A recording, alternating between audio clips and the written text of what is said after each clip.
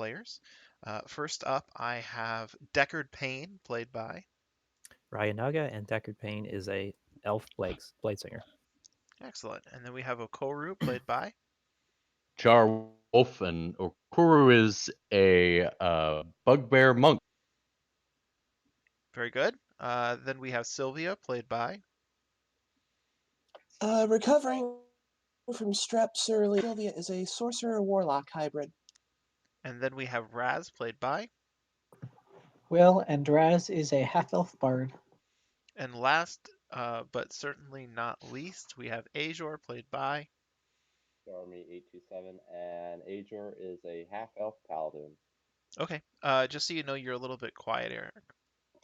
Yeah. Yeah. Whoa! Wait a minute. Oh shit, what did I do? Oh, I took away the grid. Oh no. No. Change grid to hex. No, what's happening? Oh no. How did I do this? Disable links? No. Snap to grid.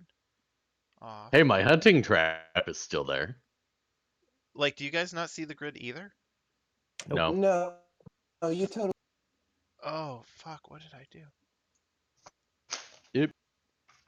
It's back. It is, but I don't know that that's it. Fuck. I don't think that's right. Oh shit. Oh shit. Everything's wrong. Grid off. Oh. Navigator, no. How do I?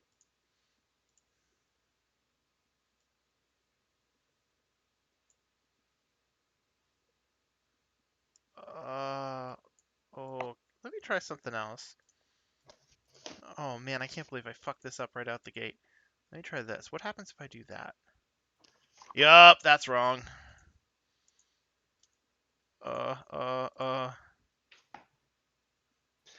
The joys of technology, people. Uh-huh. Nope, that's not I right. was just complaining the other day about running like actual table game and like the trouble of putting together a map when you actually have to provide the tiles and stuff. That looks right, Al. Yeah, I'm 90% sure that's correct. Sweet, Yeah. That's right. merciful That's God, I it. hope that never happens again. That's Okay. 100% correct, Alex, because the hallways are 2x2 or two. Yeah. Yeah. I'm really pretty certain. Okay. So does everybody remember where we left off last time? We just killed a bunch of LARPers and left one unconscious to figure out what the fuck just happened. Right. So yeah, they, as far as you can tell, they are all dead. Nope, one's unconscious. Well, aside from the unconscious one. He was a good fighter. He stabbed pretty good.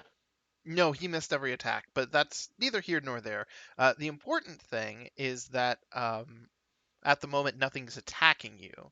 So your options are to explore up to the north to try to save the unconscious creature from, death, or leaving everything here and going to investigate some other part of the dungeon, I can just cast Spare the Dying right now. which will not actually make him conscious to answer questions. Yeah, I know. Okay, just making Anyone sure. got like a point of healing looks at the paladin. 1 point's all it takes. Eric.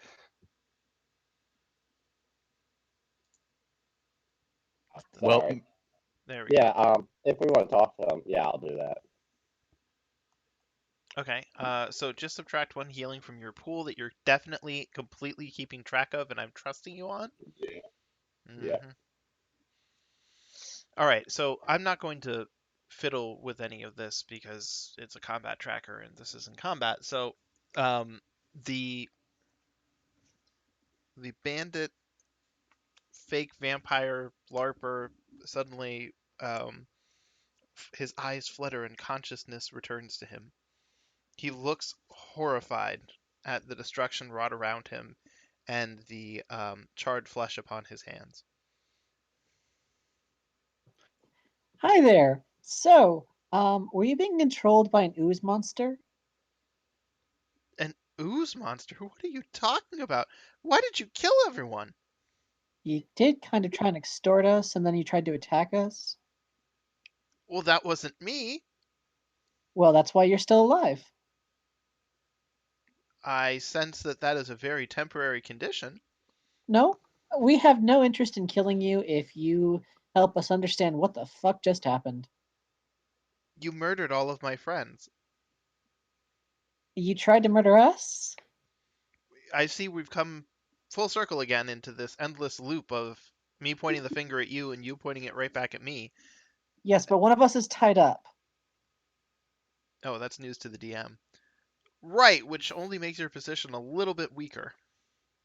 I mean, you have a very loose concept of who has the upper hand in conversation. Do you wish to survive this conversation? I mean, optimally, but I don't think that my chances were very high prior to me reawakening. So, No, they're going down as they go by. If you tell us what we want to know, we let you leave. but I have told you what you wanted to know. No, you're exceedingly annoying. When All right. Listen, man. Um, what were y'all doing down here? And how come y'all were dressed as vampires? Well, uh, you see, hold on just a second. There's a name I'm looking for here. So, a while ago, Oot Carl, he's the person that was talking to you before he was brutally murdered. Oot Carl had gotten together several adventurers, and a lot of people go down in these small strike teams, kind of like what you guys have assembled. He was of the opinion that Undermountain needed something a little more akin to an army. Well, the thing is that Oot Carl was part of, well, he was a community theater manager before he came down here, and that doesn't really bode well for one's adventuring prospects, and so he led us for a ways, but you know, we came across some bugbears to the south, and they were really difficult adversaries, and there were other traps and horrifying things, and we were resting here at one point, and everybody was kind of getting down on him about his leadership, and he said, listen, there's a lot of suckers. We've all seen them. They all come down here looking for glory and whatnot. Why don't we just set up an outpost right here, right near the entrance? People are bound to walk through here. You almost have to investigate this level. And when they come through here, we'll just try to extort them for some money. If we dress up as vampires, they'll think that we're far more powerful than they are. They'll never attack us, and then they'll just turn over the money, and we can let them go. It'll be a You met nice. bugbears and you thought you would never be attacked? The bugbears mostly stuck to the south. Are you with them? You don't look familiar. Nope. That's what I We didn't thought. even know. We didn't even know they were there. Well, have you been to the south? I feel like that's a loaded question. uh, right. Well, in the interest of my life, consider the information free. But ultimately, Utkarl promised us that this whole thing was going to be like a bloodless situation. And the plus side of this is that since we were dressed up in vampire outfits, you know, whenever we did collect the money and we were ready to return to the surface and spend it, we just took off the outfits and then, dropped a coin in the bucket and had uh, Dornan, I think it is. Durnan. Durnan pull us back up, and then we could go uptown and buy some hookers, have some beer, get a new suit, and then we came right back down to the dungeon to, try to make a living. So, And die. Alex, just to confirm, you said last game that when one of the people died, they dissolved into a puddle of goo. Was that just due to a fireball? Ah, no. Yes, there are still bodies that are puddles of goo. Um, that was not due to the fireball because nobody else had that reaction to it. And unfortunately for you guys, you have a lot of experience with people crisped by fireballs, and puddle of goo is not a typical reaction. So here's the thing. You see the puddle of goo? That was your friend over there, and that's not what happens when fireballs are thrown. What's up with that? Why were your friends made of some sort of amorphous liquid? that is genuinely horrifying, and now I'm actually glad that that particular friend was dead. I had no idea. Insight. Roll. I'm rolling. Yeah, I'll roll 2. Oh wow, the internet's going nice and crisp today. Let's see My wonderful nat 1. here. Sylvia's still seething from the southern comment. So, Raz, you have a pretty decent sense that he is um, pretty horrified by the puddle of goo. Um, he can see the charred corpses of his other friends.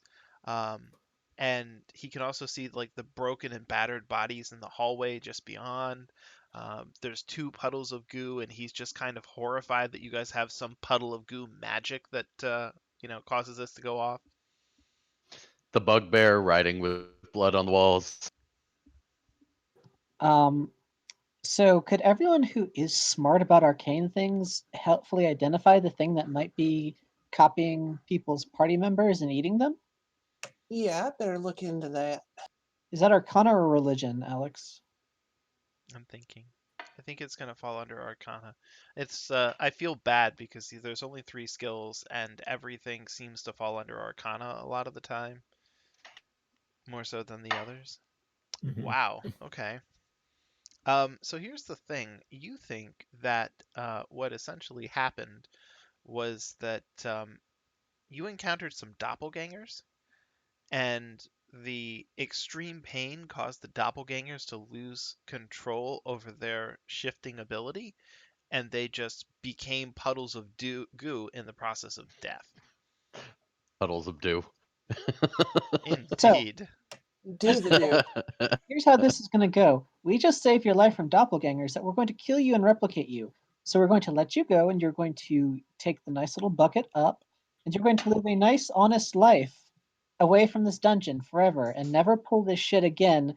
Because honestly, this is like grade A stupid. Expecting adventurers not to murder hobo you. Uh, Yeah, yeah, this was uh, bound to backfire at some point. can I collect my things at least? So what? I mean, yeah.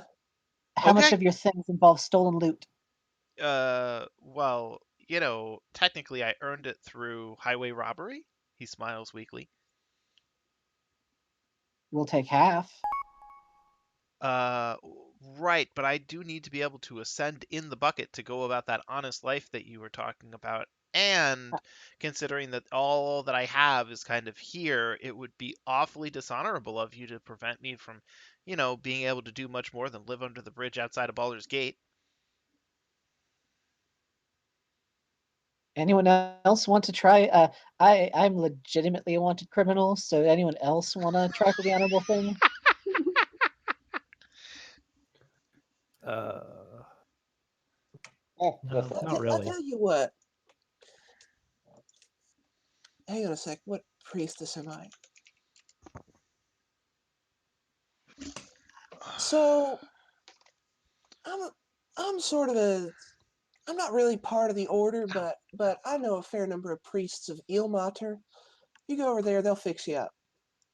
Give you a little bit of. Maybe you Uh, talk to them, they'll try and get you turned around a bit. well, they'll heal my wounds. After all, the wounded god would look quite kindly on me in my current state. He winces for effect. But the priests of Ilmater are not known for having a lot of coin on them. All I'm asking is that I just take the stuff that I have on me. Is that or all the stuff that belongs to me? Is that okay? How much do you have on you? I'm just honestly curious. Well, I have this coin purse. I have this bedroll. Um, I have a trunk that has some changes of clothes for the vampire outfits. I just want to take one of those so that I don't look like I crawled out of an explosion. That would cause a lot of questions. And then I'm gonna go. All right. Anyone Uh, have an? Okoru will go up to him, put his hammer down, kind of lean on it, look him in the face, and say, I am a core of the way of the dragon turtle. Tell everyone you met me. Uh, right. Will do, Chief. Is he Good. trying to pull a fast one on us, like try and get away with like large amounts of money that they have stashed away? Well, he raised the coin purse. I know you guys literally can't see it, but he raised up a small coin purse. There can't be more than, I don't know, 40 gold pieces in there. Or 40 Fine. coins of some sort. Plus, you already rolled an insight check, so. I don't give a fuck about money. So if other Yeah, people speak care for about, thyself. Okay. Oh, I'm Boop. good. He pops out of existence. So now that he has scampered away, you are left with places to explore. Move a character token, and I will tell you what's there. or Just for a moment, can you swap? I'm deleting this token. It's my old character. Oh, it is. Hold on just a second. Delete item. Okay. And then there, and then there. Thanks. No problem. Okay, Oh so wow, our oh, hobgoblin has turned into an elf. there he goes. Okoru has uh, has been using his calligraphy kit, and you kind of see a bright idea, like a flash of lightning, go off in his eyes, and he looks at Raz and says, "He talks too much. Come help me." No. Okay. Okay. Well, follows Smart. behind. No, I will help. He How goes we- over. He goes over, and takes out his calligraphy kit, and he looks at the writing on the statues, Right.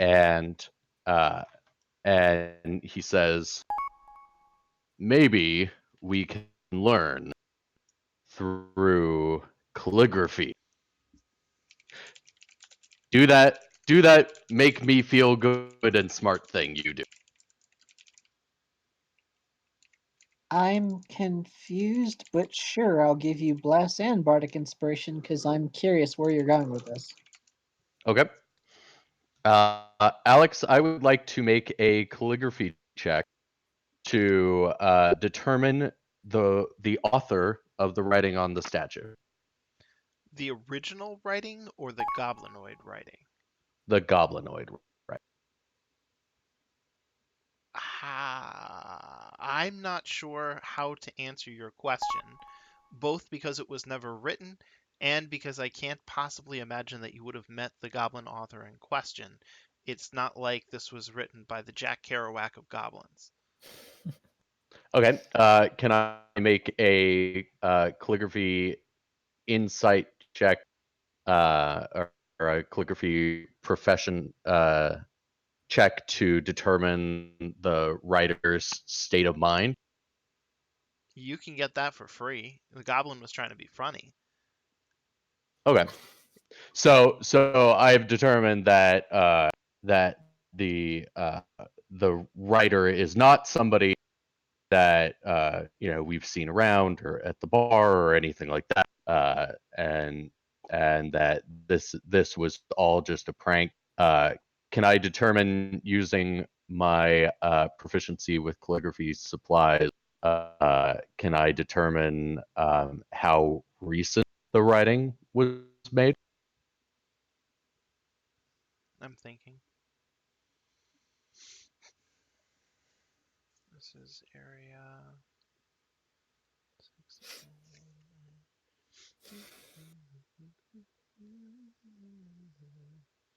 Well, unfortunately, chalk doesn't degrade. So it could be anywhere from yesterday to 300 or 400 years ago. Because it's done in chalk. They just scratched out the engraved letters and then wrote above it. Okay. Well, I guess I look at Raz and I say, it turns out goblins suck at calligraphy. They do. Yes. They are largely uneducated, unlike yourself. Yes. Huh. Okay. Um, so, the room that you had entered to the south, there are 7 bedrolls that were spread out on the floor. There were 2 battered and rusty oil lanterns. They exploded in the fireball. Um, now the chamber is unlit. There are corpses. Um, and let's see here.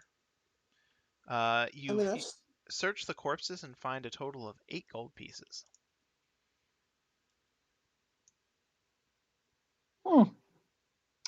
Also, we should all come up with a code word so that doppelgangers can't take us over and, pretend that we're each other. As long as no doppelgangers are currently present, yes, that would be a wonderful idea. And we haven't left each other's. Yeah, I think Okoru, he's the only weak link in this chain, being in the other room. He quickly He- hurries over. So yes, if any of us end up being like if there's ever concern about doppelgangers, we shall just come up with a word. What's a word? Sylvia, come up with a nice. hell, I don't know. And we have it. Hell, I don't know. I was thinking stay a while and listen, but that works too. Both are good. All right, I like that one better. you All guys, right, stay a while and listen. you guys have your secret passphrase for doppelganger incursions. Where will you investigate next? Crew Europe.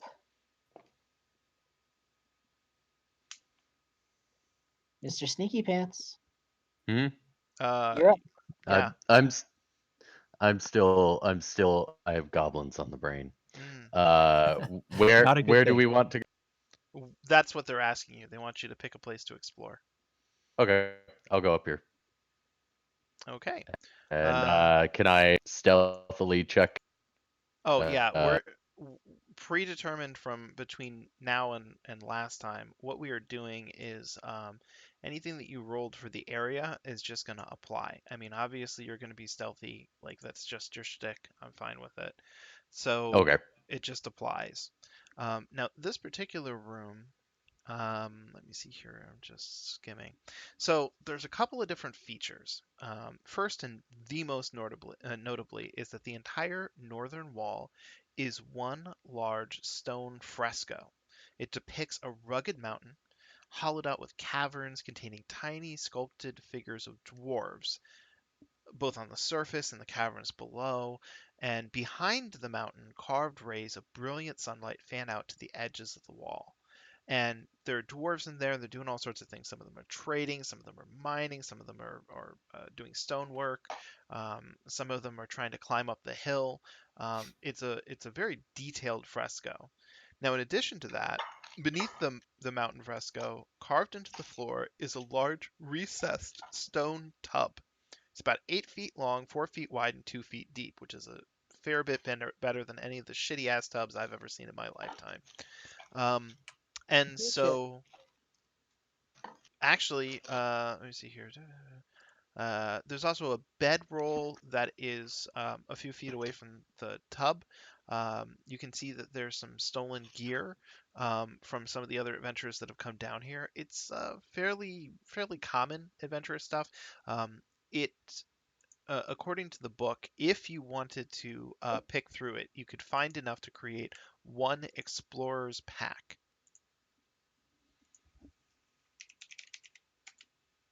I'll do that. I mean, Okay. there's no reason to waste it. This would include a backpack, a bedroll, a mess kit, a tinderbox, 10 torches, 10 days of rations, and a water skin. The pack also has 50 feet of hempen rope strapped to the side of it. So I'm going to dump that into the inventory. Does anybody in particular want the explorer's pack?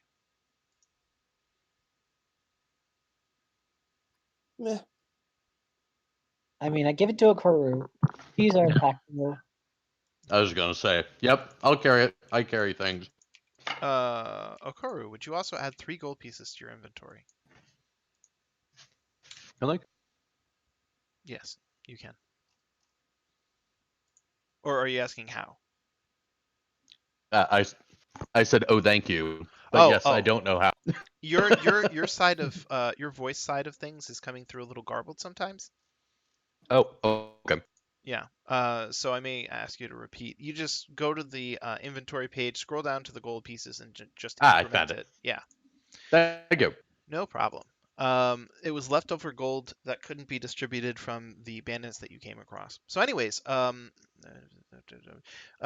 also, in addition to which, outside of the explorer's pack, you managed to find a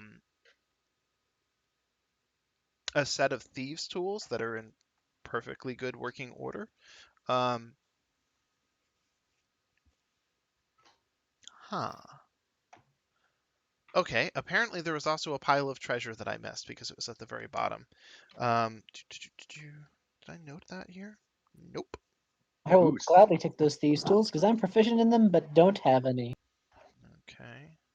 Carl's gear, thieves tools, and res. Okay, it's in your inventory. Okay, so the treasure that you find, there's a table, which also was mysteriously not mentioned.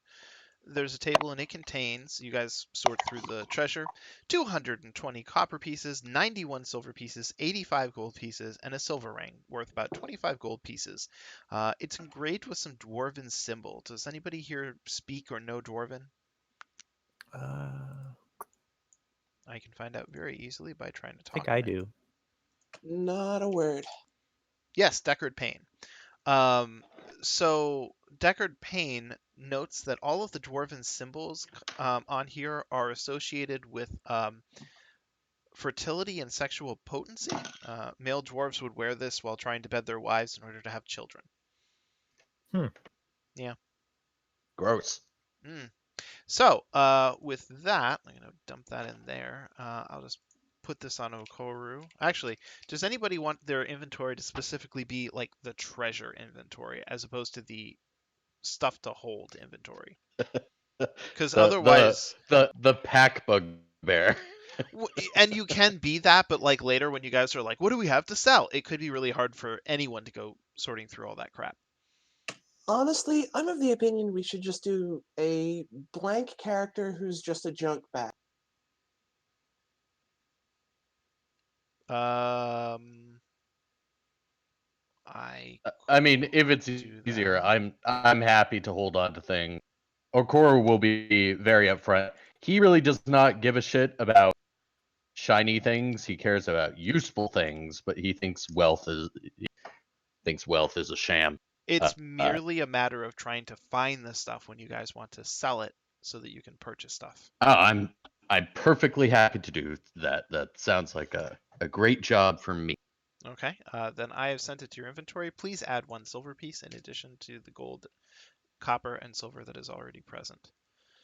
So you guys basically, push Okoru up to the table, open his backpack, and just use your arm to sweep everything directly into there. Um, He feels so appreciated.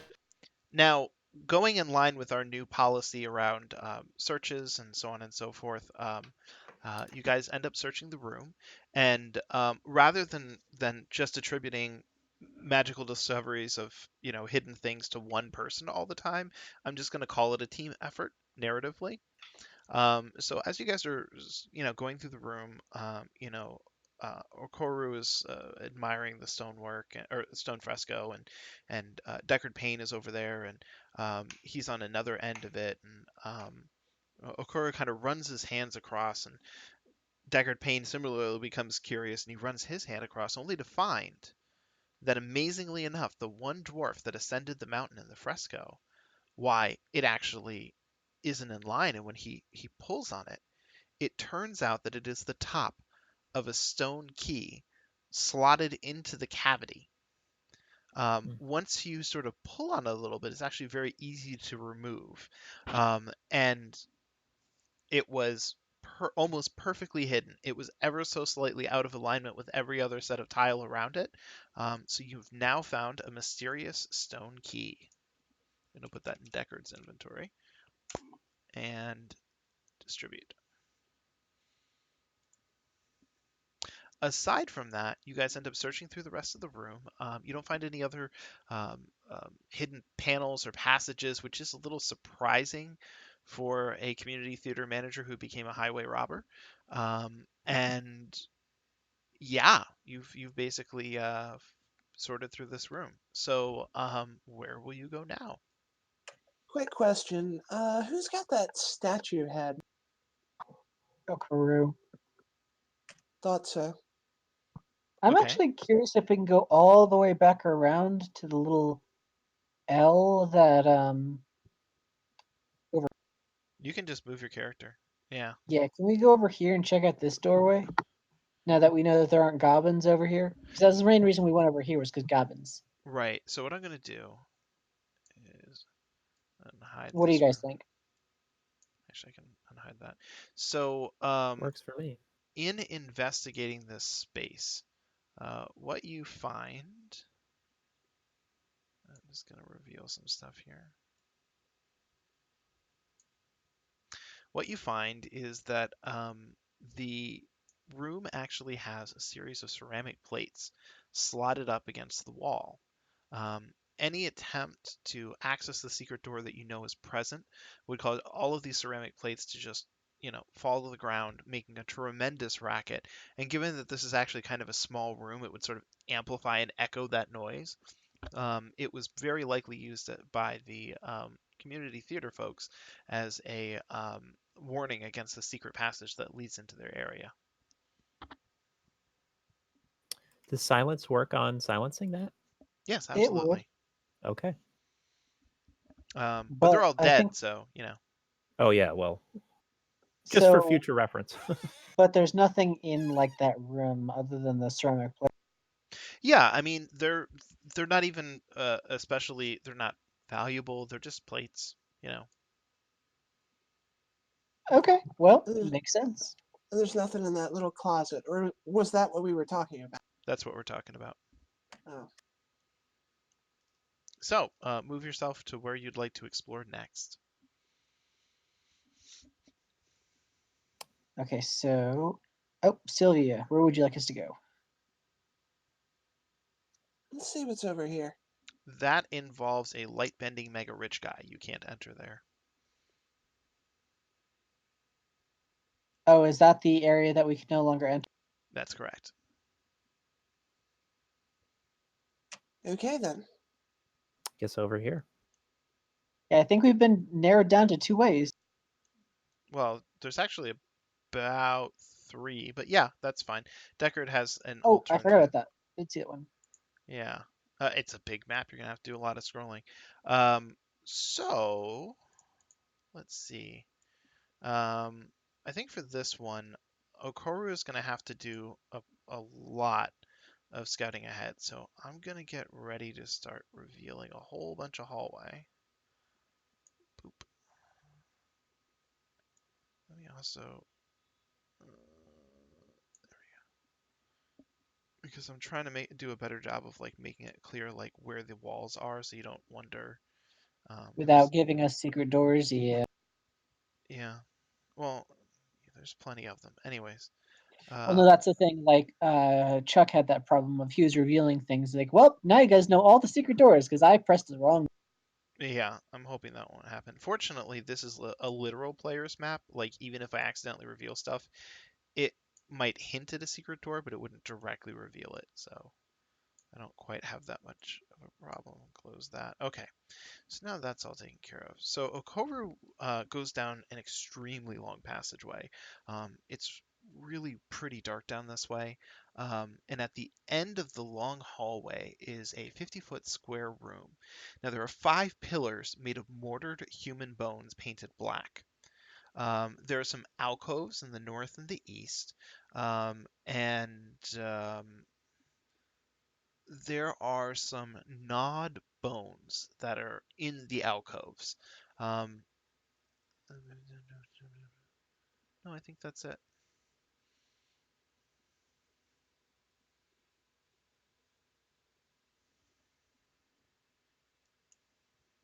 So, who has a good reflex save? Deckard, you look particularly dexterous. Yes. You should totally check out those alcoves. Also, bless and bardic inspiration for you. I'm down to 2 until our next short rest. All right. Are you being I'm stealthy about it? What's that? Are you being stealthy about it? Yes. I will roll. Indeed. I'm good at delegating. Ugh. Not that Keep in mind you stealthy. have bardic inspiration if you want to use it. It's a D4. No, it's a D8 at this point. Oh, okay. Wait 1 second. Let me check to be 100% sure. I think Okay. it's a D6. Oh.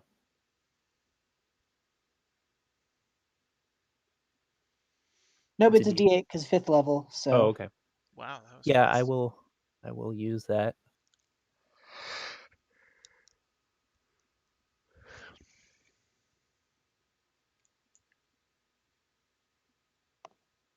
Okay. So as you slip into the room, you're just kind of carefully looking around. Again, your other perception roll is in effect. And so you sort of investigate in the alcoves. Now, the gnawed bones are there. That's not dreadfully surprising, given that the pillars themselves are made out of bones. So you're kind of puzzling over whether or not this is some sort of um, interesting, leftover material for the pillars. There doesn't seem to be a lot of clues in here, and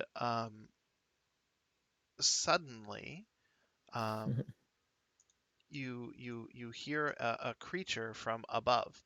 Uh, so would everybody be so kind as to roll initiative? also, Brandon, try talking again. Hello, everybody. Okay. No, now we can hear you. Good. Yeah, the reconnection has to do with his connection to this server as opposed to the Discord. Oh God. Yikes. Hmm. We rolled great. Initiative, right? Yes. Bam. Well, that's Well, there it is. Okay. So the first thing to happen is that how does this work? By Is the way, am I sounding like less garbled at this point? a little bit, yeah. Considerably. Good. Did you Okay. hardwire in? I did. Yeah, that'd do it. Okay, so Deckard, a tentacle lashes out and misses, and then the strange creature's beak snaps at you, and it hits a 21. all right. I'll shield that. Okay. So just before it could close down on your arm, you manage to cast a shield which repels the creature. Um, and let's see here. Ooh, I'm very excited.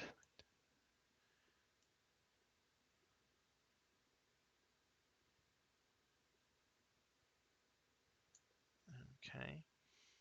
Um,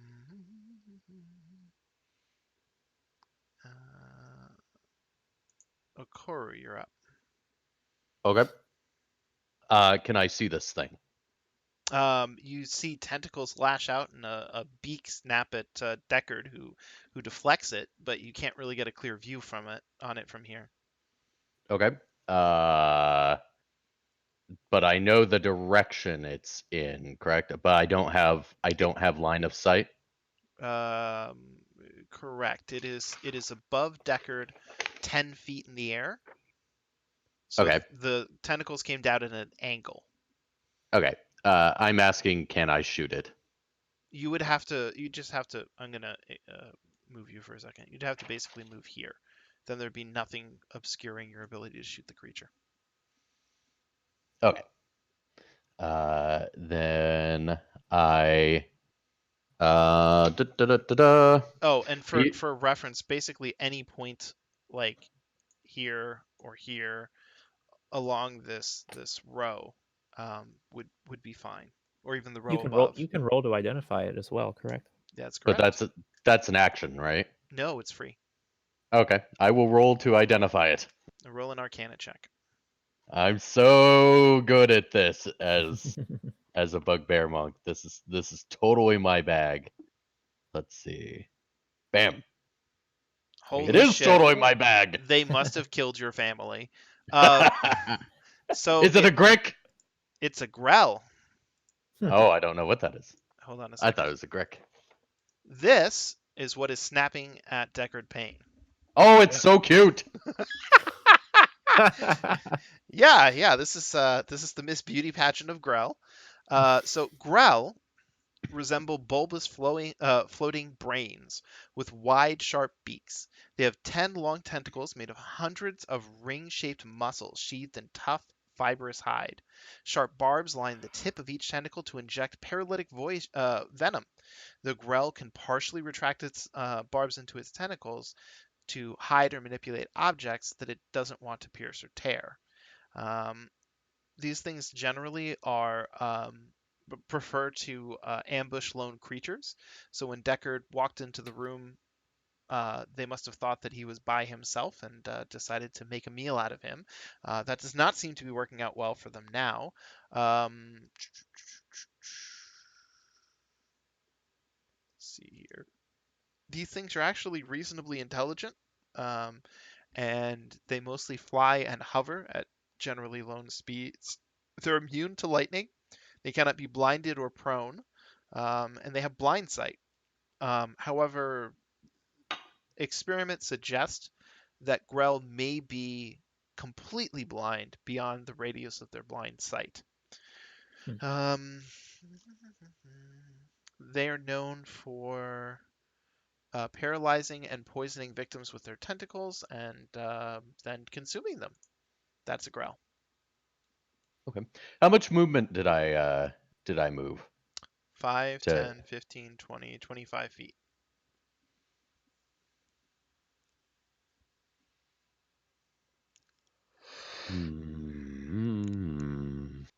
Okay. I'm going to go right underneath it because you said it's 10 feet in the air, right? Yes. Let's see. Okay. And then I will use my Mr. Fantastic Bugbear arms to give it a nice whack with a warhammer. Okay. You use your Dulcim attack to attack a strike with Warhammer. So swing. Right. Da, da, da, da, Yoga fire. Exactly. da. That's funny because I grew up on a volcano. All right.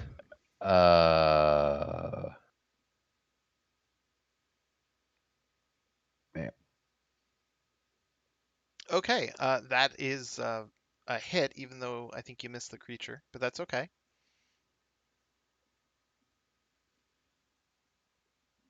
Yeah, you have to Oh. drag it over the creature and drop it on the creature.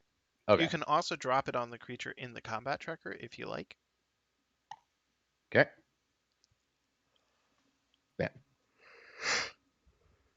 There you go. Okay. So yeah, you've dealt the first set of damage to the Grell. So I'm that's going. yes. I'm gonna multi attack. I'm gonna kick it. Uh-huh. Also, everyone still has bless on them. You should probably remove that, Alex. It's been more than a minute. Okay.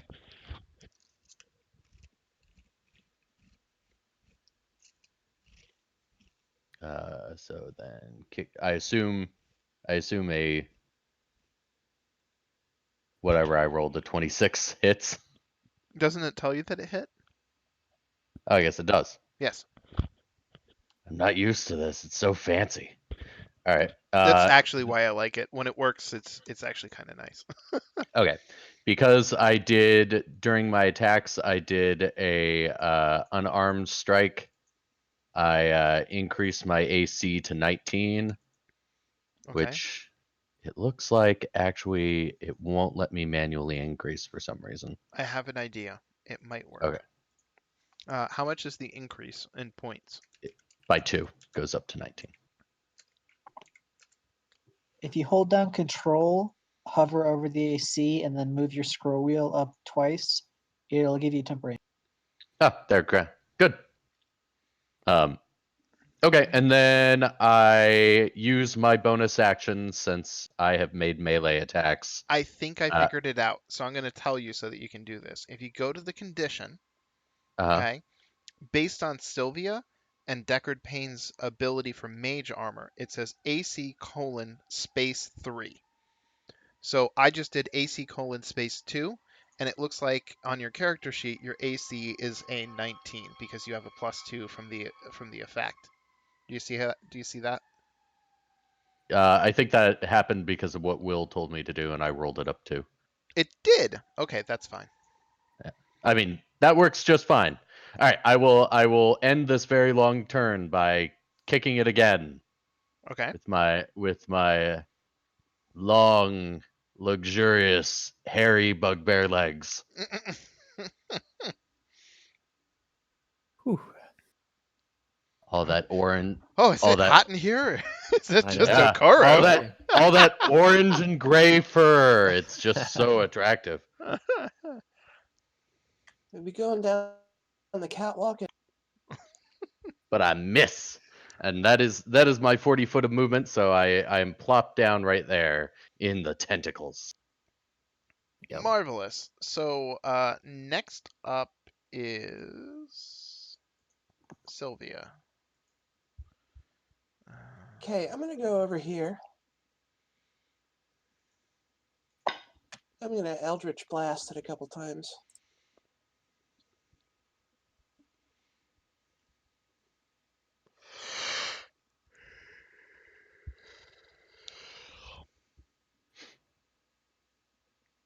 What's a hit?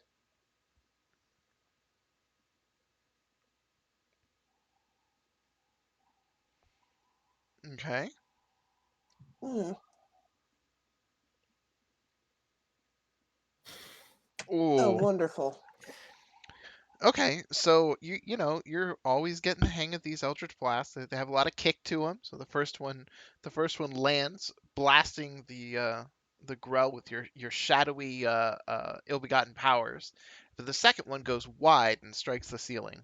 Deckard, you're up. So correct, it's hovering above me. Yes, well, it's actually in the square that it's in. Like it's not literally on top of you. But I can't melee it because I don't have long arms. Correct. It's 10 feet away from you because it has 10 feet of reach.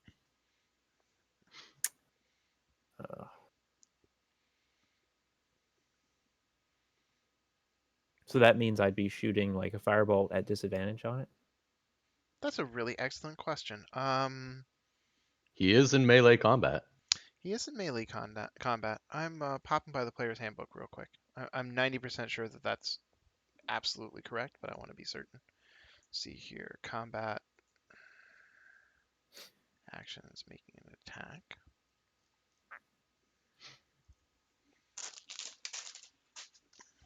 Modifiers to the roll. 1 or 20 unseen ranged attacks. Ranged attacks.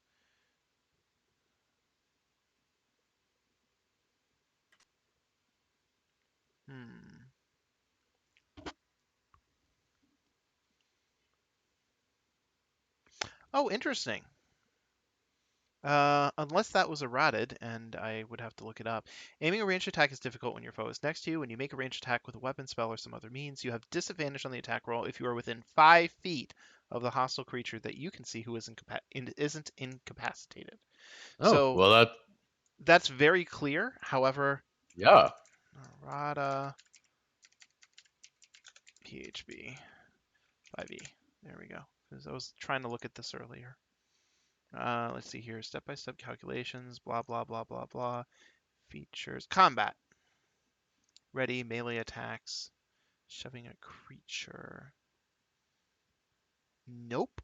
Apparently, regardless of reach, you have to be within 5 feet to have disadvantage on ranged attacks. Cool. Cool. I'll take it.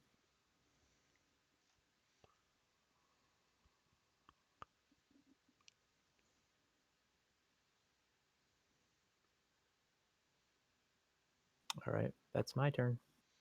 Okay. So what's that? Your firebolt, kind of can't help but miss at such or hit, I should say, sorry, at such close range. You managed to knock the creature into bloody value. So congrats. Oh, I'm sorry. I forgot. I am actually only a 4th level wizard, not a 5th, because I've leveled fighter. So Have to. that We'll should just only be drop a 4 of 1. that damage. Okay. All right. Yeah. Well, So no, hang on. Cantrips get up to Mark II just from being a 5th Oh, level. regular level? It has Your nothing to do with. character level, not. Okay. Yeah, Never mind. Oh, that's really gracious of them. I did That's not why expect that. multi-classing as a spellcaster sucks a little less. Yeah, Yeah. that's a good point. Okay, good to know. I'm glad Yeah. we're not playing second. So Yeah. I've restored his hit points to the value you actually dealt. Okay. Raz, you are up next. You've heard the sounds of battle break out in the room beyond, and people have rushed in. I'm going to move over here, Uh-huh. and because I cannot see the Grell, I'm going to look at the ceiling around. Are there any other Grell who are like thinking, that looks delicious? Maybe one.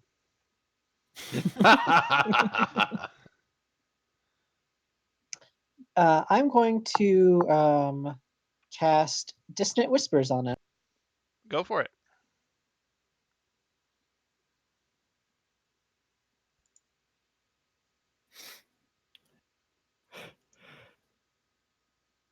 You little bitch! Wow. I mean, as far as you can tell, it has no ears, so this is only the natural result. Well, half as much damage, so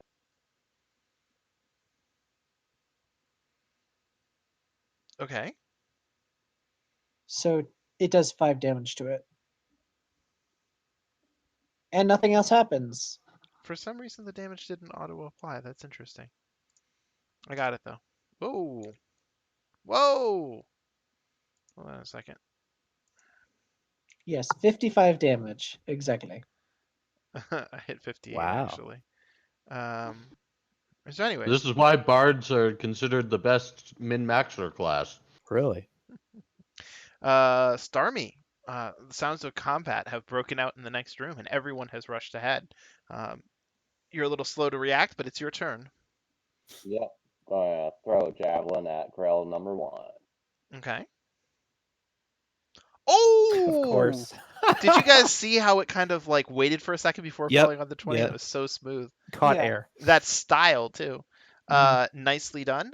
So yeah, you managed to do 10 points of critical damage to the Grow with your javelin. You must have hit it in the squishy underbelly. We're gonna go back to the top of the round, and first up is gonna be Grell 1. Huh. So yeah, I think this is it's not a lot of great options for him here. Oh, Well, we know what its a plus to attack modifier is. yeah. So the Grell's been pretty badly injured, and it's kind of just flailing at this point. It can't risk, being taken down by Deckard, or not Deckard, Okoru. So he weakly flails at you and has little effect. Number 2, however, is going to move into position here of and course. I'm try going to to. use Cutting Words on it. Okay, what happens? So I use one of my Bardic Inspiration dice and I roll a d8, Yeah. and its attack roll is minus that. I still think it hits. Yes. I So tried. I'm fairly certain that an 18 hits you. Yes. Yep. Okay. So first up, le damage. I tried to save the only other pretty member of this party. A light Hey. wounding. Thank you. And you succeed Ooh. against the poison, paralysis, and grappled and restrained effects. Yeah, that's bad. And then it quickly attempts to gobble you down, hoping to get out of reach, and fails to do so. So at this point, the Grell simply flies up an additional 10 feet. So it's now 20 feet up in the air. Okoru? It's hammer time. I'm gonna start humming to a song I'm playing in the background, and it's gonna seem real weird to you guys. None of you can hear it. All right. One of these has It's my not. attacks. It's not MC Hammer, is it? No. Damn. Oh, that didn't go well. I'm sorry. I rolled on the board. Does a 12 hit Grell number 1? Yes. Oh, fantastic. Bam. Hey. That die didn't want to hit. There we go. Ah, there you go. So you swing your warhammer around mightily. It impacts the Grell, sends it flying against the wall, where its brainy body splatters and all of its internal spill out, and it slumps to the ground in a wet mess, splashing Deckard Payne, who now looks pissed at you. Guts Sylvia. are awesome. Wait. I'm not Oh, done. so Sorry. sorry. So I drop my warhammer and take out my longbow, Uh-huh. and I shoot at number 2. I'm gonna use my Kensei shot bonus action to add a D4 of damage to this shot if it hits. Okay. What happens if I it d- misses?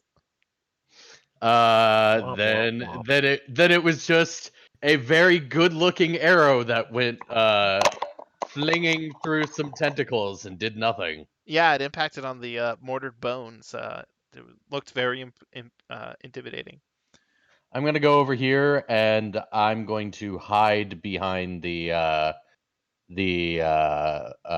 pillar. Okay. Next up is Sylvia. Okay, the thing is 20 feet up, right? Correct. Okay, so I'm out of its reach. We go over there, get a little bit of distance, and I think you know what I'm gonna do. Why don't you tell me? Miss. Flail around uselessly. Yeah, that does sound very accurate. In fact, There's a lot of that going around. I mean, look, Yep. these Grell creatures are very, disconcerting at the best of times, but when they literally hover out from behind you and suddenly wrap you in their tentacles, it affects a girl. That just sounds like good, clean fun to me.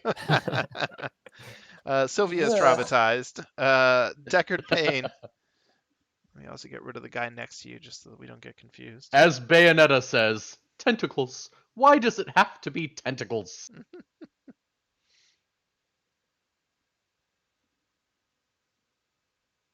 Deckard, Mm-hmm. it's your turn. Yeah, I hit. And Oh, I'm I doing didn't even damage. see. Yes. Okay. Firebolt. Marvelous.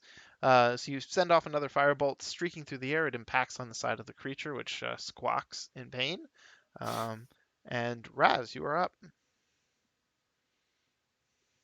I've seen better beaks on a chicken. Okay, this is Ooh. probably. It's fighting words. Yay! Never mind. It didn't go. Finally.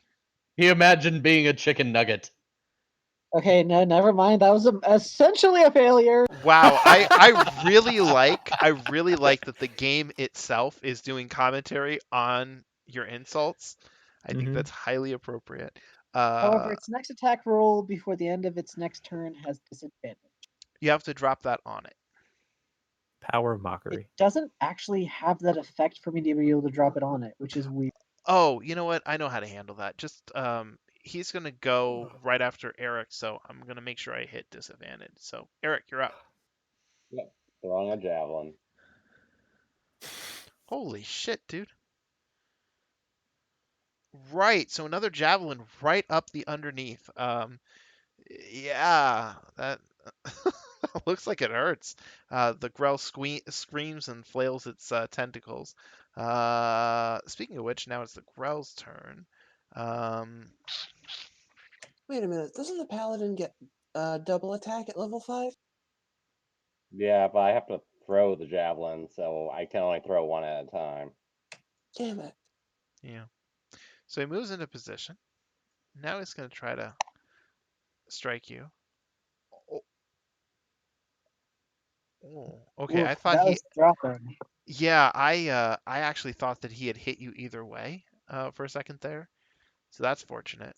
And then he misses with his beak attack, and then he's only able to float up 5 feet. So he's 15 feet up in the air. And then it's Okuru's turn again. All right. Well, I have a perfect shot. So I am again going to Kensei shot all of my ranged attacks for this turn. Okay. And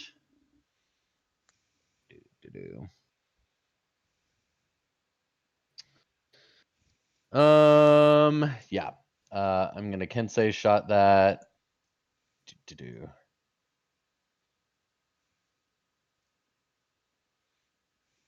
The POW. And Okay. then this will have an additional D4 of damage, so I'll drop that.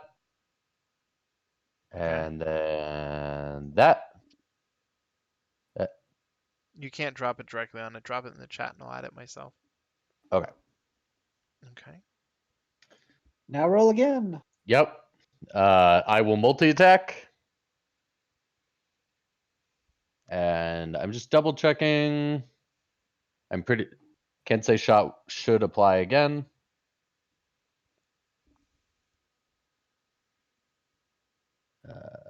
Da, da, da.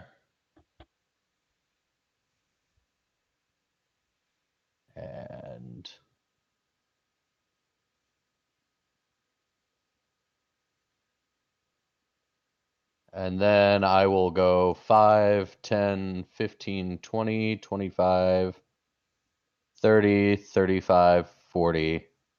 And I will move over here. Okay. And that will be the end of my turn. Okay. So next up in the order is Sylvia. Alright. I'm gonna get away from this friggin' thing.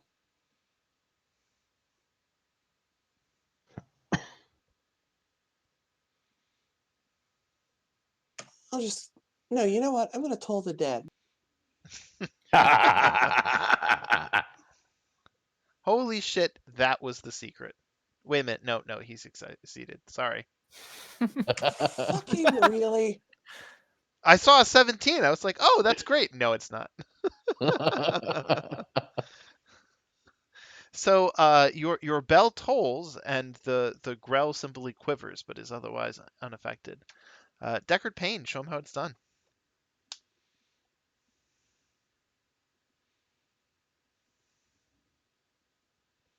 Wow. Surprised that hit. Didn't kill him though. Nope. Significant impact though. The creature is bleeding heavily from its side. Raz, can you finish it off? Oh, No. okay. Save God. Jeez. Azor. Fortunately, you don't depend on saves. Okay. That's Sorry, but yeah, that was my roll. what. Why is everybody having trouble hitting this thing? Oh. Okay. But anyways, you do hit. Oh. Yeah, you missed it with the dice. There There we we go. go. Squish. And that last javelin was all it took to send the creature tumbling from the air. So There it is. So now that all these creatures have been eliminated, while Grell are intelligent, they apparently don't have much use or care for treasure. You search the area, you don't find any. You search the pillars and the walls around, looking for secret passageways or hidden things, and nope, nope, nothing. This is just 50-foot square room with 5 pillars made of mortared human bones. You know, like you do. I want to point out one. I picked back up my warhammer that I dropped. Yes. Yes. And earlier when you couldn't hear me talking, I picked up my hunter's trap, so I can use that again in the future. Oh, Yeah, I okay. put it away and I gave it to you. Thank you. Sylvia will take care of me. Make sure I don't do anything too stupid. And are there any skulls in this room? Yes, there are many skulls. The pillars You and themselves are your made out of god mortared bones. damn fetish. Um, I'm a very typical bugbear at times. Do any of them look particularly interesting? they look like an assortment of humanoid bones. You can see human. There might be some orc bones in there. There's some slender bones that could be elvish. There's some kind Ooh, of. I definitely take the elvish skull. Okay, you now possess That it. will make a nice wine glass. I am sure that adventurer is honored by your claiming of his skull. And I take an orc because orcs are hot. There you go. Yeah. So I have now put little pointers indicating the places that you have not yet investigated. I see Raz is voting for the Southern Passage. Sure. Yeah, okay. Okay. Also, I'm going to use healing word on actually who needs who has I have a somewhat significant amount of damage on me. I don't know if anybody else is. I'm not halfway there, but I'm not far. All other characters that do have damage have single digits worth of damage. I okay, got in. I got into good fighting. I'm going to use a second level healing word on Wait, why healing word and not just heal wounds? because I don't have that spell. Madness. Bards have a little bit of. Well, no, you proved me wrong on that. Never mind. I don't know why, but that's how it panned out. Okay, so the damage or healing has been applied. So I'm gonna take a second to More to him actually. enter mask mode. Oh, let me also backtrack. This is area. Really? Wait. Oh, this is B.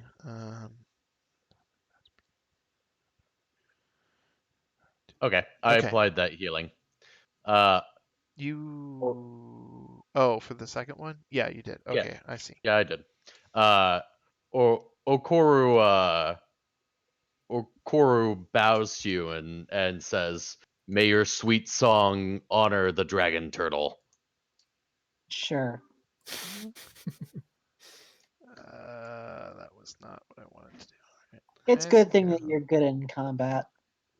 see here. Oh, down here, over here, up through here, over here.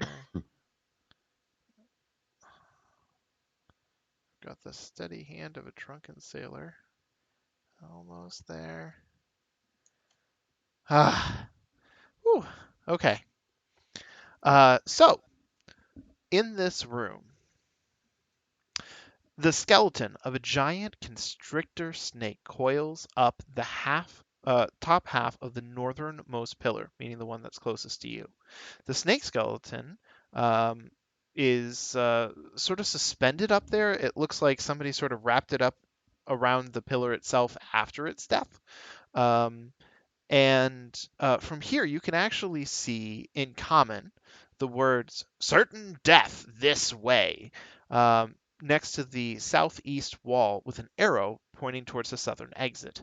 Now, additionally, based on passive perception and your other perception rolls, to the south you can see that there were two bugbears hiding behind the southernmost pillars, and they are already in the process of fleeing by the time you guys have come down this hallway. It's like they knew you were there somehow. Okoro says in Goblin, "Hey, what's up?" They say nothing and continue to flee. Well, that was rude. Yes, yes, it was. Um, so He curses it. He curses in Goblin, which I believe our wizard friend understands to say Not something like, anymore. yeah, not Yeah, not anymore. anymore. Yeah, "Oh, okay, yeah, he's transformed. okay." Yeah. So He curses in Goblin. that seems to have no impact on their determination to flee, and so they continue heading off to the south. Now, if you guys want, you can run after them. You can investigate this room, and there are exits to the west and to the south of here. Wait, they ran into the south? Yeah, do you see the stairways directly across from you headed south? Oh, toward the certain death? Yes, towards certain death. Yes. Okay. Okoro's gonna hide, Uh-huh. and he'll kind of look around because there's never just two bugbears. Hey, y'all want to get that snake skull down from there? So that snake skeleton is up a good 45 feet on that pillar. It's possible to get it down. It would just require some climbing. Um, I'm I'm too lazy for that. I mean, the other. Okay, look. I'm sorry. Let me back up. You could also throw shit at it and hope that it just falls apart. That is another alternative. It might damage the skull, but it'll get it down without any, real work on your part. Do I see anybody else that might be ready to attack us in the vicinity? Yeah, I was actually about to get to that. So you were saying there's never just two bugbears, and well, unfortunately, in this instance, it seems that you are wrong. There were just two bugbears. You've kind of peered around all these other pillars. The bugbears fled as were already in the process of fleeing by the time you saw them. So it would be kind of rude to leave behind their fellow bugbears. And yeah, as far as you can tell, there's no other creatures in in this particular room. All right. I give what Okuru thinks is the all clear signal. Okay. So are you guys generally investigating the room, or are you fixated on the skeleton? Generally investigating the circle of pillars. Okay. So you everybody sort of fans out, and you guys are just looking, poking around, trying to look for secret doors or whatever else, and um, uh, Azure walks by the southernmost pillar, the one that one of the bugbears was hiding behind. And he notices that in the bevel at the bottom of the pillar, there's a stone that doesn't actually align with the rest of the bevel. And so he leans down and uses his greatsword, I think it is, the tip of that, kind of puts it in there and pushes the stone. It pops right out. There is a compartment in there, and you lean down. You have to almost get onto your belly in order to look inside, but it's empty. Okay. Yeah, I bet the bugbears just stole it. could Can well I be. use a mage hand and just like feel inside? Oh yeah, using the mage hand, you don't get the same level of sensory information as if you put your hand in there, but mage hand is for when you don't want to put your hand places, so it'll do. You feel around on the inside. It's pretty smooth in there. You can feel some gouges made by a chisel to carve it out, but there don't seem to be any mechanisms or buttons or levers or small treasure chests or anything else. It really just does seem to be empty.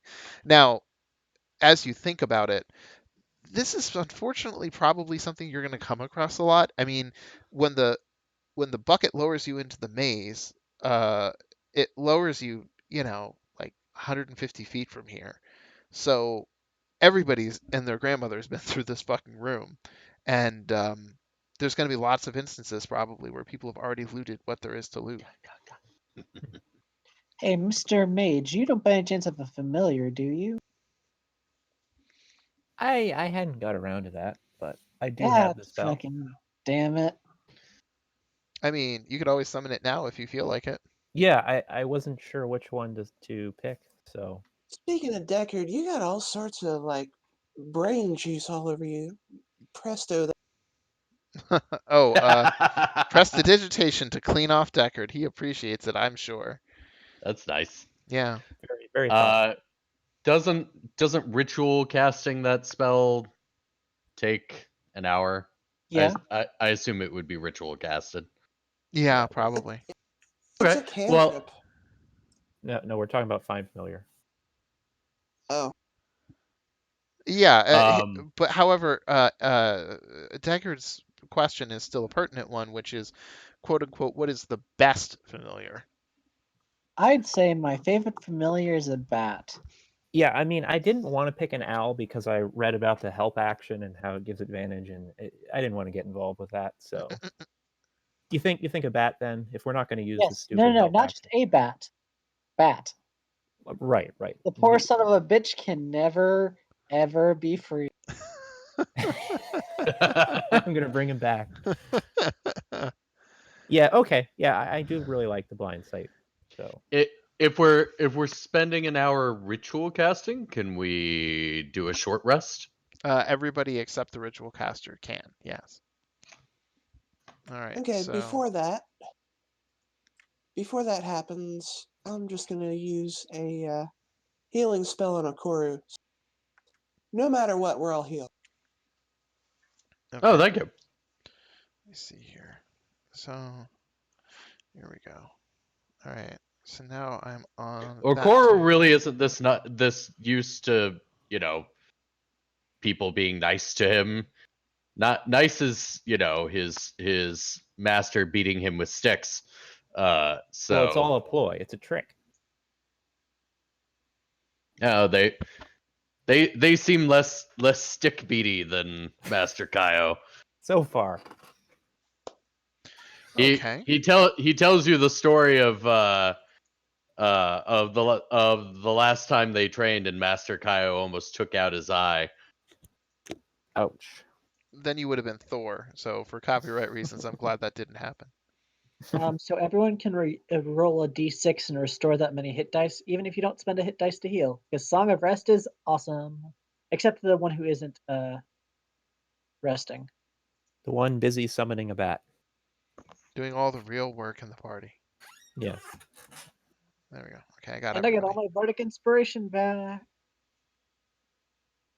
Okay.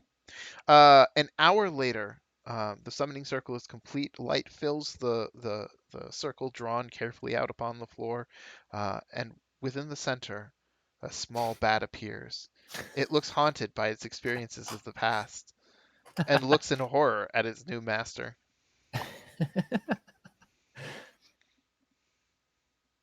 Bats are very expressive. So it alights upon your shoulder with resignation, and you are set to adventure forth. West or south? I say south Yeah, the because really dangerous west. area. Well, I think now that we have a bat, Yep, it should exactly. be fine. He's used to this. He's good at dodging. All right, we'll go south with bat. Hmm. To certain doom they go. Mm-hmm. Mhm.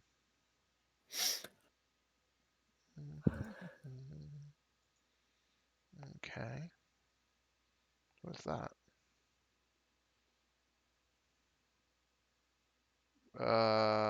Okay. No, that was me doing that before the rest.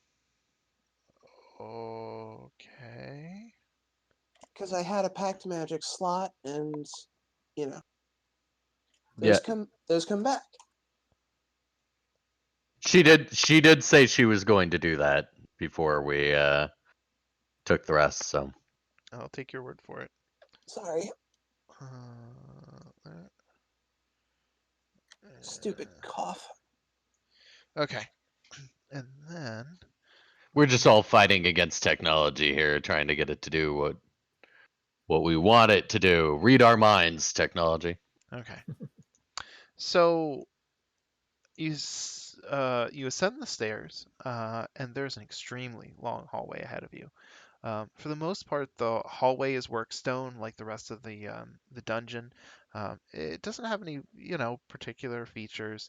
After you pass a long distance, I'm not going to count it up. You come to the end of the hallway, and slumped up against that southern wall, right where the tunnel turns to the west, is a dead goblin. Now, the dead goblin's skull has been caved in, and it's Wow. just sort of lying there. There are three pickaxes and two shovels that rest atop piles um, near the mouth of that southernmost cave. You can see where it stops being a regular tunnel and starts burrowing into the mountain itself. Mhm. Um, and yeah, so now there's this kind of creepy cave that's been dug out. And since you were carefully searching your way down throughout the hallway, you didn't find anything uh, secret door related. So, Also um, traps? No traps? no traps. Well, I mean, you wouldn't have gotten this far without setting them off to begin with. So, um, anyways, now that you've made it to the mouth of this creepy cave, do you want to head in there? So we're down here where I placed my token. Yes. We made it that far. Yeah, and Okay. The you can bugbears see had the to have irregular gone. opening. Okay. First, Okoru picks up. You said there were two pickaxes and a couple shovels. Uh-huh. He picks those up. Okay. All of them?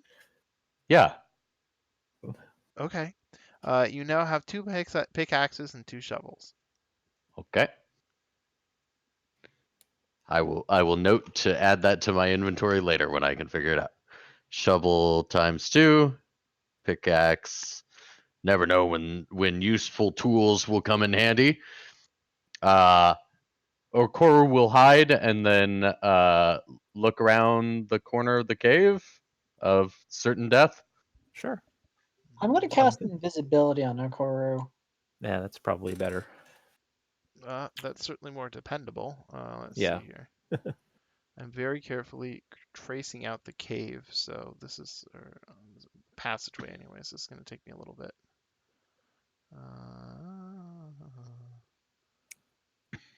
You weren't kidding about these maps being really big. Oh, yeah, we're not even halfway through it. My Actually, music you know playlist what? has switched to Bayonetta. Oh, I'm no. going to also cast. Oh wait, I can't because they're both concentration. Damn it! You're going to cast nothing and you're going to like it. Silence and invisibility cannot combo together. They can. You just have to get someone else to cast it. So Okoro slips into the tunnel, feeling his way along the stone in the darkness. And when you make it to the other side, you come out behind an extremely large um, headless statue.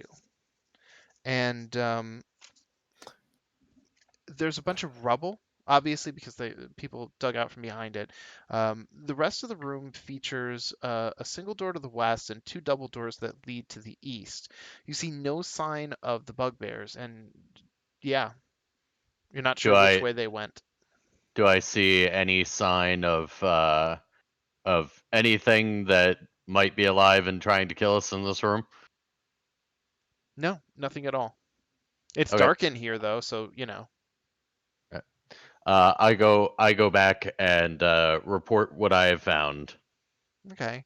So that statue is actually, they don't mention the scale, so it's a headless statue of a nude woman, and I'm gonna guess that it's probably about 10 feet tall. So yeah, Uh, Okoro invisibly takes out the head from his rucksack, his very heavy rucksack, and hands it to who wants a head. I mean, you can put on the head yourself. Invisibility doesn't break unless you attack some. he's right. I mean, it could be considered What? an attack on art, but aside from that, I think you're good. He'll put it in Raz's hands and say, "Does this go maybe on the statue?" I don't know. We should probably go through the tunnel to look. When you guys come out the other side, feel free to place yourself in the room. The statue head that Raz was very surprised went into his hands because it was invisible prior to that. Um, it is comically small for this statue. And considering that, isn't this the head that you got from that Sagwin statue in the submerged Yes. room? Yeah, no, you know where that goes. I'm gonna put it back in his hands and be like, no. Now keep exploring while you're invisible. You only have an hour. Now, Everyone else, if you're looking for their head, there is a giant pile of rubble you could sift through. is this That any it. section that we need to make rules for, Alex? No, it would just take some time to clear the rubble. Oh no, I meant for like investigation and perception. Perception. Yes, we are in a new area. So everybody make your perception rolls, and Okoro must also make a new stealth roll. Okay. Oof, man, I botched that. Here's my stealth. Oh no. Oh, that's a very good stealth roll. Okay, I don't know that it did it give me my invisibility? I don't bonus. think it did. Yeah, No, so that's so here's how it works. If you, at least in my games, I'm pretty sure this is how most people might run it. So there's two aspects to moving unseen. Um, mhm. being unseen and being inaudible. Okay.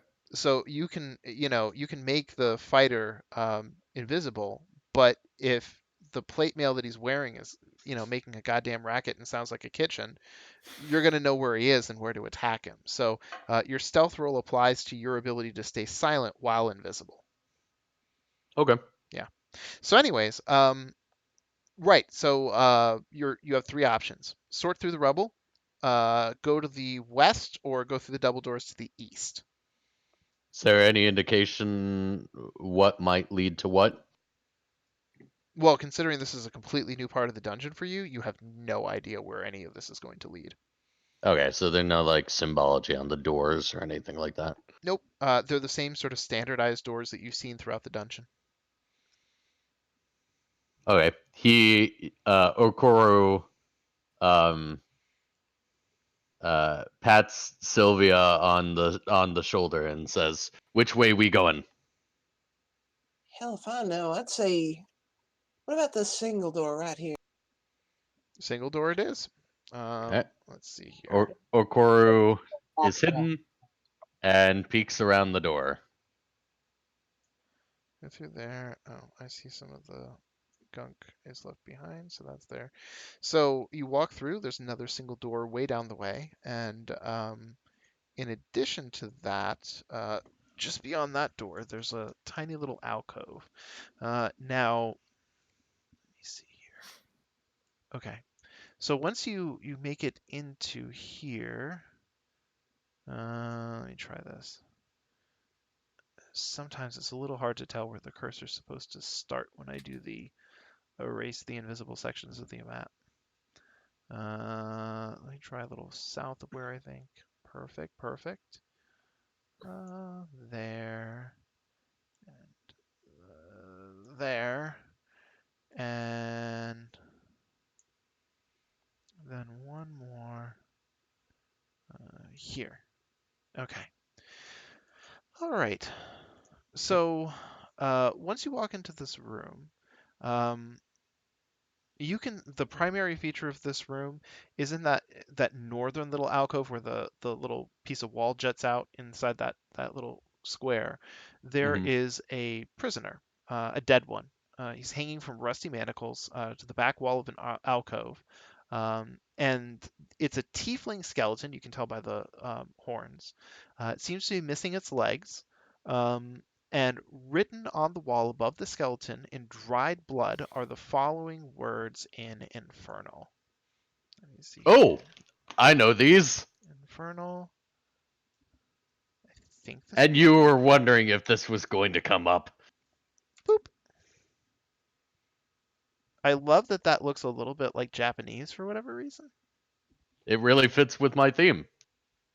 It also sort of looks like German Fraktur font, if you know. Yeah, it does. Which that's kind of funny. But anyways, yeah. So what does it say? It says "Talk to me," which which Okor would immediately realize. He is well trained in Tiefling speak, and he kneels at the skeleton and looks at it and says, um, uh, to uh, to all of Master Kaio's brethren, may you serve in the afterlife. May the dragon turtle watch over us all. Well, that was lovely. It has no particular response to your words.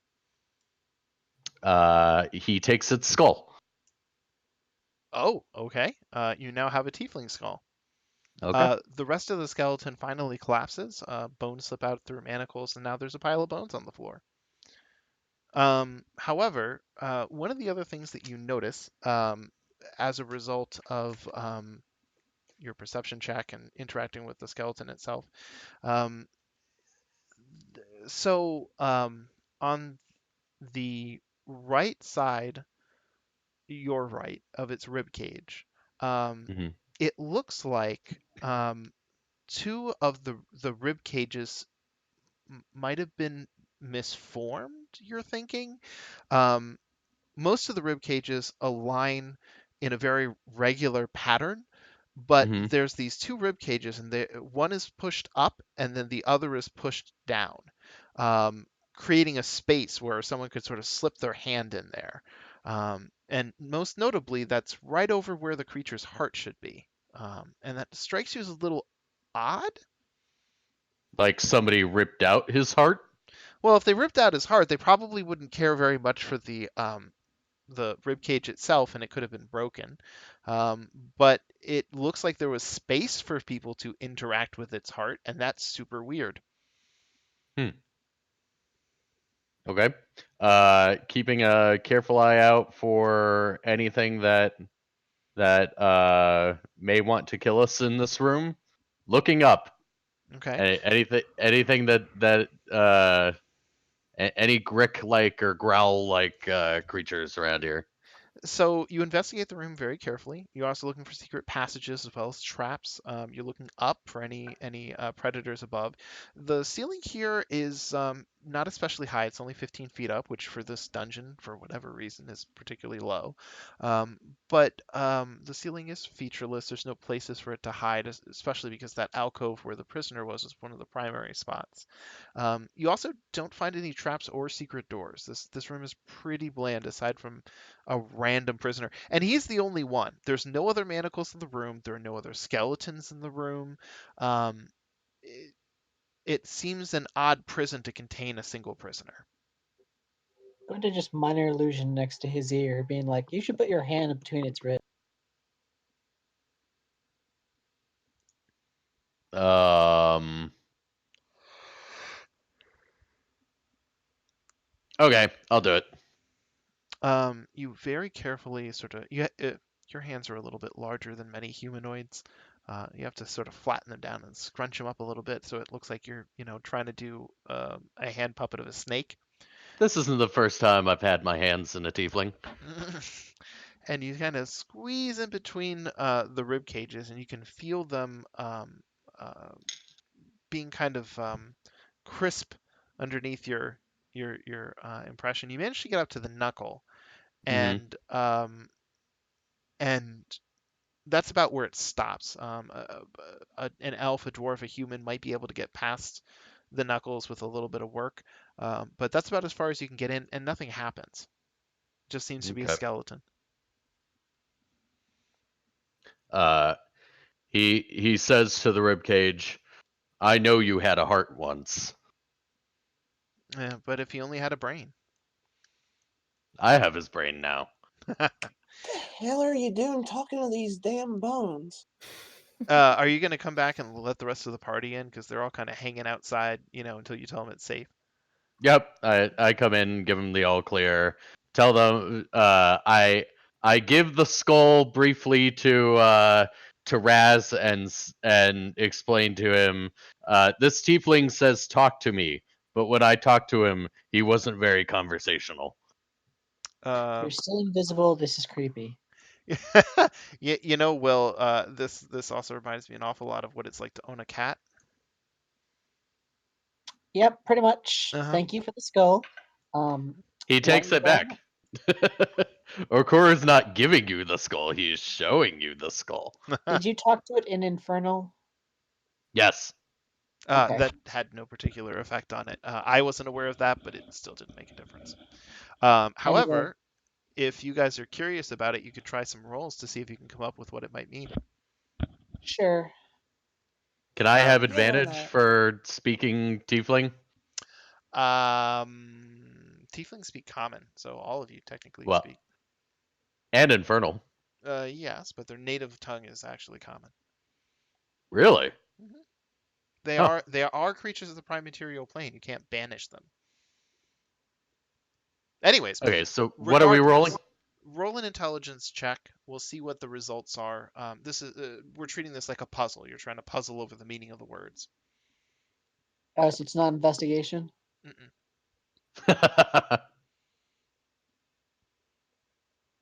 Ooh, okay. Okoro is out of ideas. He talked to it. He did what the infernal speak tells him to do. I mean, it doesn't Can really I matter whether you're use good at an intelligence check. There's always that 5% chance you'll get it. Oh, there it is.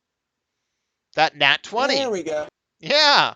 So, not to insult Sylvia, but she's not necessarily the smart, one of the smartest people in the party. She's above However, average.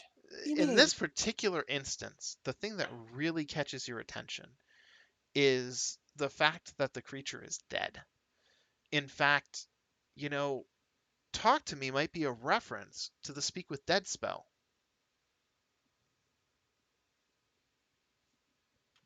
so? Anybody got that spell that lets you talk to ghosts and whatnot? Nope. no? No, but it's also very interesting now that you think of it because any other creatures that you come across in this dungeon, like that goblin earlier, there might be a real use for Speak with Dead if you can find a copy of it. Hmm. Okay. So for now, at least, that's since the obvious answer was tried and Halaster is mad.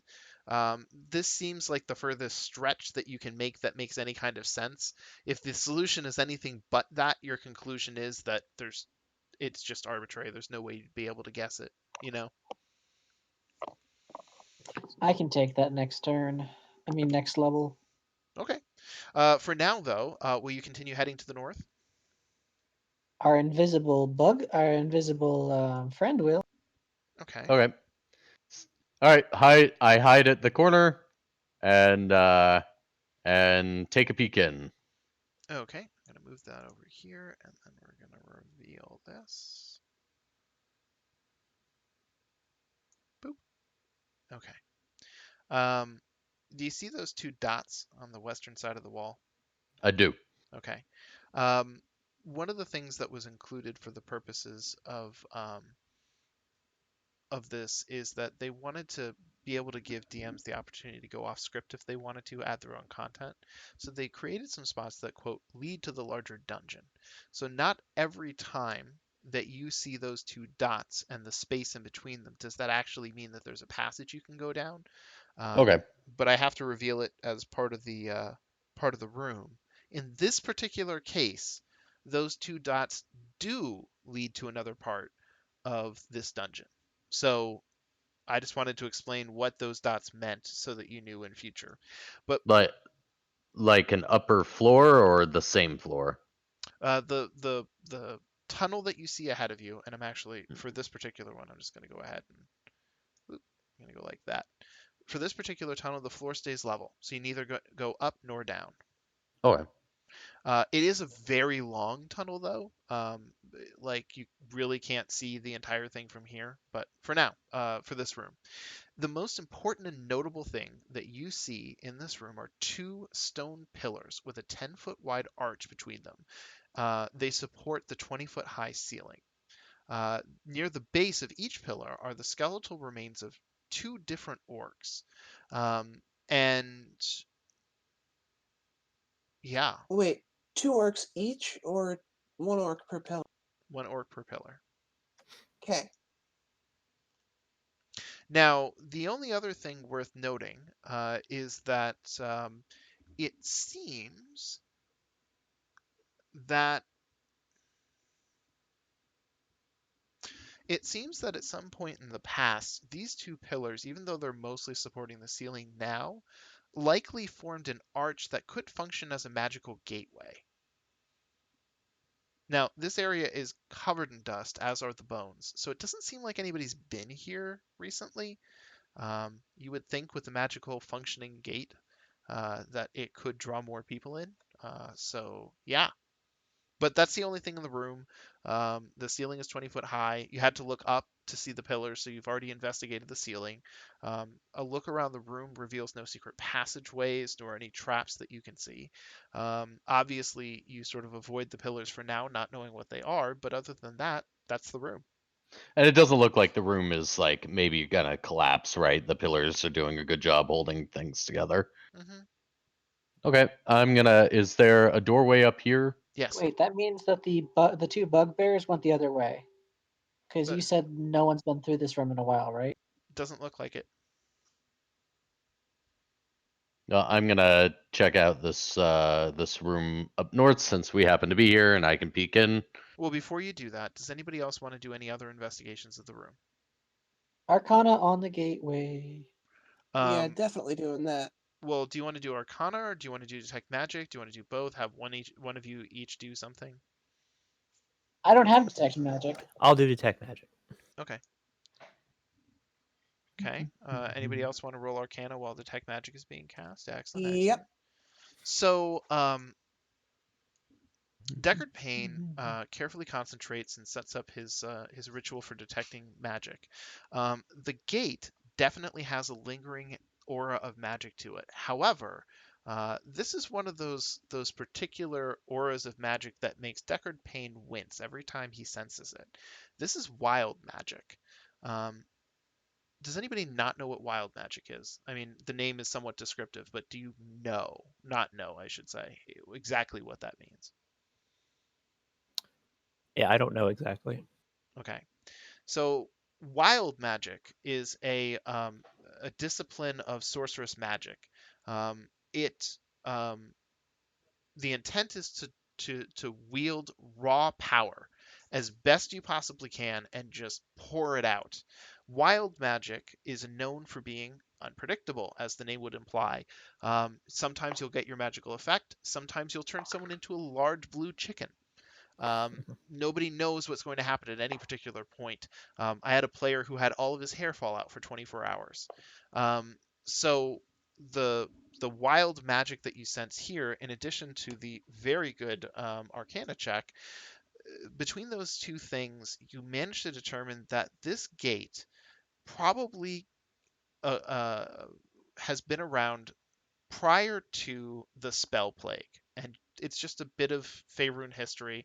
The short of it is, a long time ago, there was a terrible point in time where people were infected by blue fire that was magically related. And it burned up the magic of living creatures and the magic of the weave, and it caused a whole bunch of problems. And it destroyed a lot of very old magic, which is why the world is generally lacking in a lot of the magical items, magical artifacts of the past. It Um, also gave us the Dragonborn. Hooray! it did, and so it seems that if any creature specifically passes between the two pillars, a random effect could occur.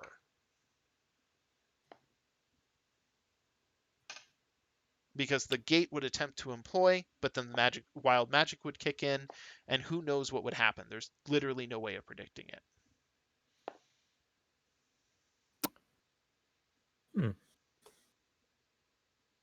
Sounds fun. Yeah, I'm not going through that. Is anybody actually volunteering, or are we going to leave it alone? I'll go through it. Okay, I'm rolling. Nice knowing you. Deckard Payne bravely steps between the gates. There's a sense of gathering magic, and then it disperses. Nothing happens to him. He's fine. Are you going to walk back through it? Nope. I'm going to. Well, I guess I. You can just walk around it. Yeah. Yeah. You walk around it, giving the pillars a bit of birth as you do so. Anybody else brave enough to step through it?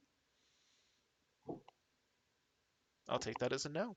All right. No, Hell no. I'll give it a shot. Oh, okay. Let me pull up that table again. Let's see. Wow, I rolled the exact same number. Yeah, so as a result, nothing happens. Walk right back through. Oh. Oh no! As Will, or Raz, I should say, passes back through the gate, there's a surge of magic and a flash, which mostly causes everyone to just kind of shade their eyes. But when they look back, Raz is gone. He's completely gone. Now, God damn it. Raz, everybody's looking around the room like you've disappeared, but you're standing right there. But you look down at your hands and you can't see your hands. You're invisible. Oh, sweet. Do you see that? Do you say that out loud? Yes. Everybody jumps, briefly. I'm glad that you didn't vanish. That's better than being turned into a sheep. Significantly, yes. Yes. I agree. But sweet time, I don't know how long I'm going to be invisible. This might be very good or it might be very, very, very weird. We're invisibuddies. There's no way to know. You could be invisible for the rest of the adventure. That would be really cool because that means I cannot be targeted ever by anything that targets. I hope you set your hopes on that. Let me go like that. Let's see here. And now I'm going to scroll up a little bit. Okay. We're going to have to end pretty soon. So this next room is probably going to do it. Now, go from here. So is that long hallway actually can we see it or no? You can absolutely see it. You can even pass through it.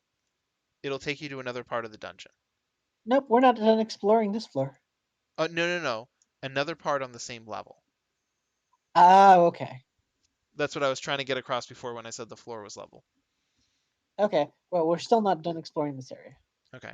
So there's two hallways up here. Well, actually, Can I'm you sorry. check the invisible effect on me so I can remember? Actually, I don't know. I think I can. I can. There we go. So pick one of these two or three passageways to go to. Place your character like in it, and then I'll start revealing stuff.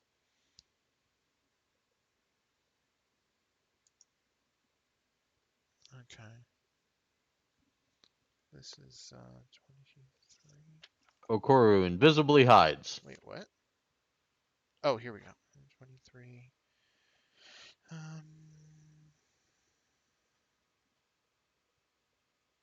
Okay. And then this would be.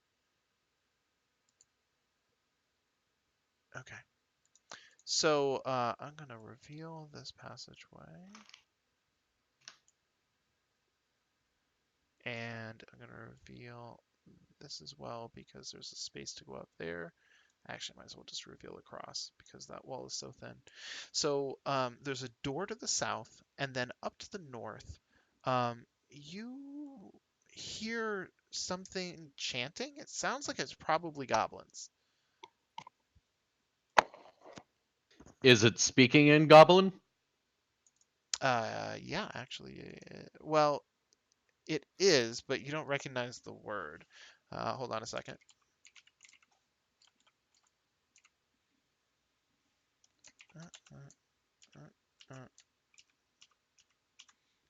Boop.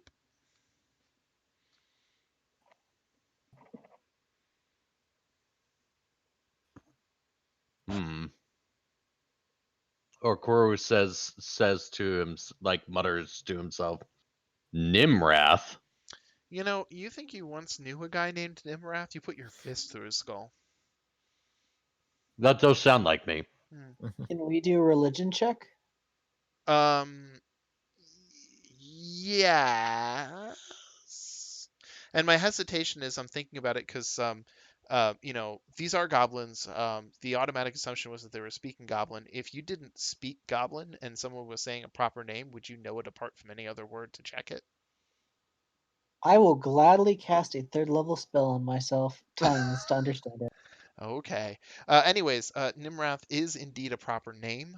However, I'm going to tell you right now that while you're all familiar with people who have been named Nimrath, it's it's an uncommon name, but it's not unheard of.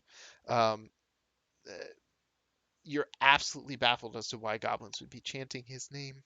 You're not even I'm sure that surprised. this is a famous person. I'm surprised they haven't named him Stupid Butt. Yeah, based on their poetry from earlier. All right, Um, well, we should move forward. just to make sure that I'm being clear, though, the goblin chanting is coming from here. I'd like to look through the door first, if everybody's okay with that. Yeah, I'm Sure. cool with that. Okay. Hiding and slowly opening the door. Okay. Let me get out my mask again. Yeah, we're gonna have to finish up pretty soon. Right here. There. So you poke your head in. Um, this room has a bit of a hallway, but it opens up into a larger space. Um, you you see inside that there are at least 4 goblins. Now, they're putting on armor, they're putting on shields, and they're putting or gathering their weapons. It seems like they've recently woken up and they're probably dressing for duty.